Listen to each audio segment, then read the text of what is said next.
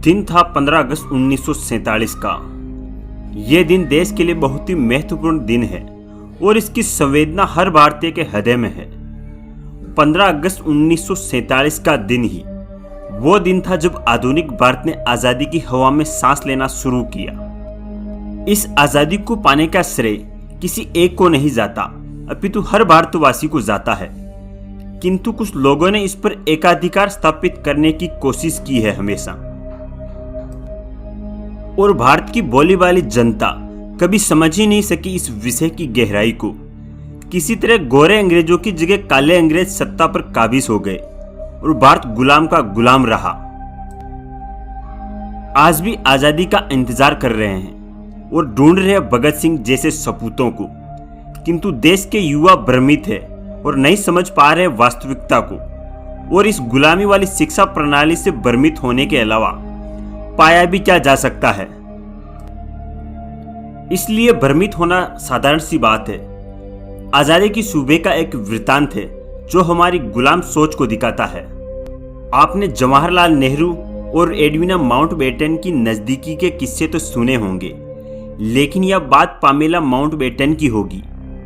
भारत में ब्रिटिश हुकूमत के आखिरी वायसराय और आजाद भारत के पहले गवर्नर जनरल लॉर्ड माउंटबेटन और एडविना माउंटबेटन की बेटी पामेला माउंटबेटन। भारत के आजाद होने के वक्त पामेला सिर्फ 17 साल की थी।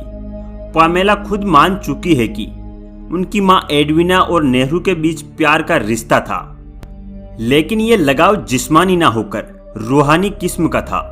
लेकिन यहाँ कोई प्यार मोहब्बत की दास्तान नहीं लिखी जा रही है, बल्कि जिक्र नेहरू की शख्सियत से जुड़े एक और पहलू का होगा। 15 अगस्त 1947 की एक घटना है जो नेहरू के व्यक्तित्व को लेकर कुछ सोचने को मजबूर करती है। 15 अगस्त 1947 को शाम 5 बजे इंडिया गेट पर तिरंगा फहराया जाना था। लॉर्ड माउंटबेटन को उम्मीद थी कि इंडिया गेट पर 30,000 लोग जुट सकते हैं, लेकिन लॉर्ड माउंटबेटन का अंदाज सिर्फ 5-5.5 लाख गलत निकला।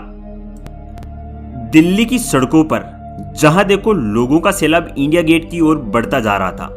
व्यवस्था बनाए रखने के लिए जो बांस बलियां और बैरिकेडिंग लगाई गई थी, वो भीड़ के दबाव के आगे दरी की दरी रह गई। समारोह के लिए जो बैंड वाले बुलाए गए थे, वो भीड़ के बीच पता ही नहीं चला कहां गुम हो गए।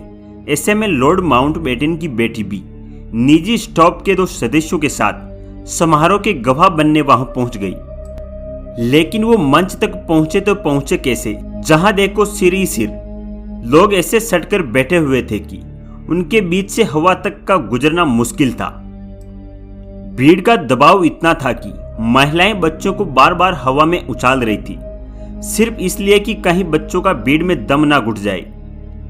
ऐसी हालत में पामेला ने सोच लिया कि उनका आगे बढ़ना नामुमकिन है। वो वापस जाने की सोच ही रही थी कि मंच से नेहरू ने उन्हें देख लिया। पामेला की हिचकिचाहट को नेहरू समझ गए। नेहरू ने वहीं से आवाज दी, पामेला लोगों के सिरों पर ही चलती हुई मंच तक आ जाओ। उन्होंने इशारों से ही मना कर दिया। इस बात पर नेहरू ने फिर चिल्लाकर कहा कि नादानों जैसी बात मत करो, जैसा मैं कह रहा हूं वैसा ही करो।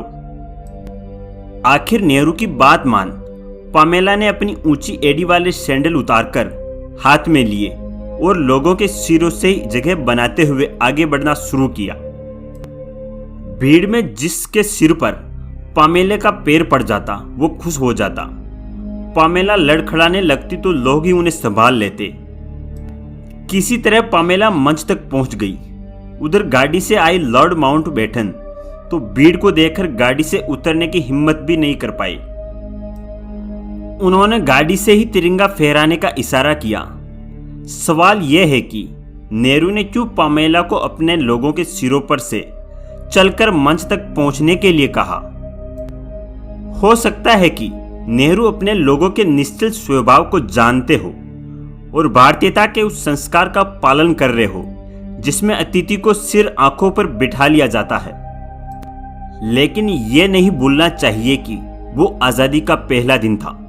क्या नेहरू उस दिन जानते थे कि आम भारतीयों की अहमियत इतनी है कि एक विदेशी को उनके सिरों पर पैर रखकर चलने के लिए भी कहा जा सकता है। और वो फिर भी अपने नेता को सम्मान देते हुए उनकी बात का बुरा नहीं मानेंगे।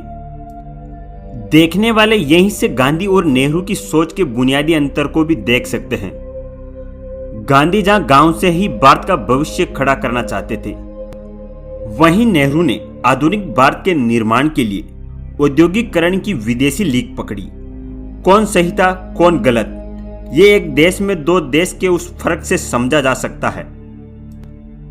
हमें अपना विकास अपने तरीके से करना होगा, न कि किसी विदेशी की पूंछ पकड़कर। विदेशी लोग तो चाहते हैं कि हम लोग उनकी शिक्षा प्रणाली में फंसकर उनके लिए सस्ते मजदूर उपलब्ध कराते रहें और हम लोग उनकी गुलामी को अपनी तरक्की समझ रहे हैं। इससे बड़ी त्रासदी भारत के लिए क्या हो सकती है। आजादी की सुबह का दृश्य वाकई में अद्भुत था, जिसकी कोई कल्पना भी नहीं कर सकता था। भारत की आजादी को लेकर यदि आपके दिमाग में कोई सवाल है तो हमें कमेंट करके जरूर बताइए।